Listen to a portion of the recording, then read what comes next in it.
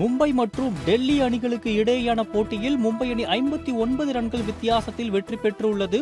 விறுவிறுப்பாக நடைபெற்ற இன்றைய போட்டியில் மும்பை அணி வெற்றி பெற்று பிளே ஆஃப்க்கு தகுதி பெற்றுள்ளது. 3 அணிகள் குவாலிஃபை ஆன நிலையில் 5 அணிகள் எலிமினேட் ஆன நிலையில் இந்த இரு அணிகளும் யார் பிளே ஆஃப் செல்ல போகிறார்கள் என்ற எதிர்பார்ப்புக்கு மத்தியில் நடைபெற்ற இன்றைய போட்டியில் மும்பை அணி வெற்றி பெற்று பிளே ஆஃப்க்கு தகுதி பெற்று இருக்கிறது.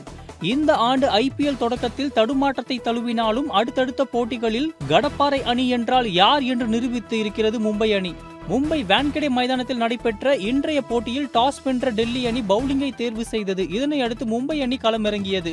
தொடக்க ஆட்டக்காரர்கள் பெரிய அளவில் ஜொலிக்கவில்லை. ஆனால் இறுதியில் சூரியகுமார் யாதவ் மற்றும் நமந்தீர் அதிரடியால் மும்பை அணி ஸ்கோர் உயர்ந்தது. 20 ஓவர்கள் முடிவில் 5 விக்கெட் இழப்புக்கு 180 ரன்களை குவித்தது மும்பை அணி.